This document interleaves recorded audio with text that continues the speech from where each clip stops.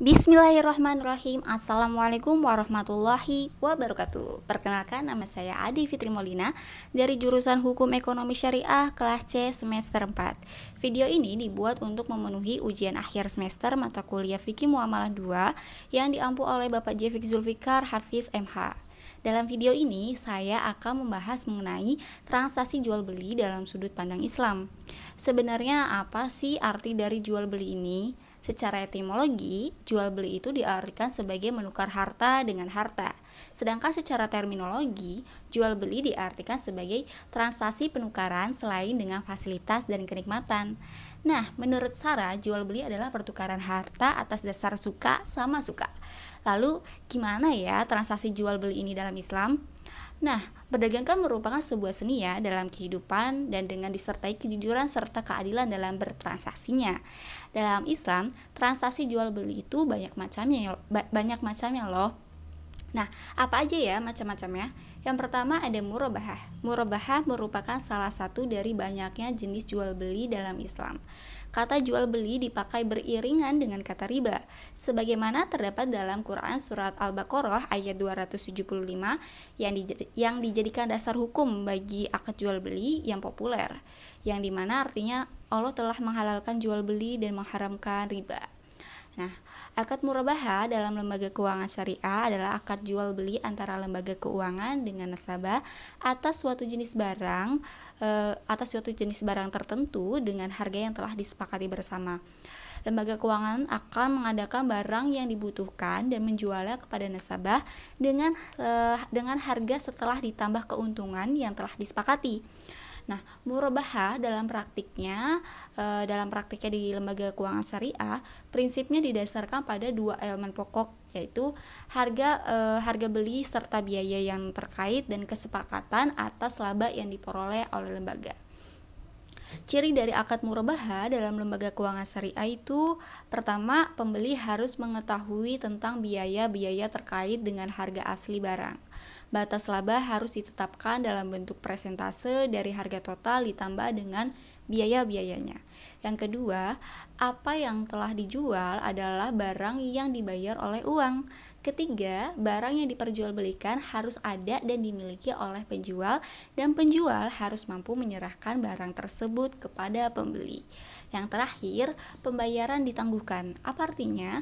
Artinya, dalam hal ini pembeli hanya membayar uang muka yang besar nominalnya sudah ditentukan dan telah disepakati bersama antara nasabah dan lembaga keuangan. Selanjutnya yaitu ada jual beli salam, teman-teman. Menurut kompilasi hukum ekonomi syariah, salam adalah jasa pembiayaan yang berkaitan dengan jual beli yang pembiayaannya dilakukan bersamaan dengan pemesanan barang, di mana barang yang diperjualbelikan belum tersedia pada saat transaksi dan harus diproduksi terlebih dahulu, seperti produk-produk pertanian, produk-produk fungible, atau barang yang dapat diperkirakan dan diganti sesuai dengan berat, ukuran, dan jenis, jumlah, dan lain sebagainya. Merujuk pada Fatwa DSN MUI nomor 5 tahun 2000 tentang jual beli, salam telah diatur ketentuan rukun dan syarat serta hal lainnya terkait salam ini dalam tataran konseptual dan aplikasinya. Rukun dari akad salam yang harus dipenuhi dalam transaksi itu ada beberapa ya teman-teman. Pertama itu ada muslam atau pembeli, yang kedua ada muslam ilaih atau penjual, yang ketiga itu ada objek akad, yaitu barang hasil dari produksi atau muslam fil dengan spesifikasinya. Yang keempat itu ada harga atau saman. Yang kelima ada sigat, yaitu ijab dan qabul. Sedangkan syarat salam ditentukan ada yang pertama itu ada pihak yang berakad, dua ada barang, yang ketiga ada harga, yang keempat ada sistem pembayaran dan jangka waktu yang disepakati bersama. Nah, selanjutnya ada jual beli istisna.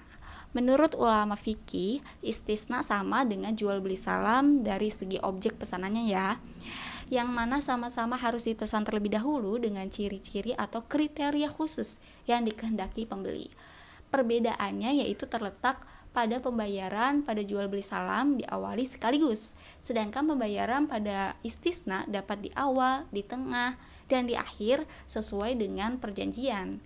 Dalam buku Fikih Muamalah karangan Ahmad Wahdi Mukhlis Dijelaskan bahwa menurut Malikiyah, Syafi'iyah, dan Hanabilah, akad istisna dibolehkan atas dasar kebiasaan manusia, dan akad salam, syarat-syarat yang berlaku pada salam juga berlaku pada al-istisna.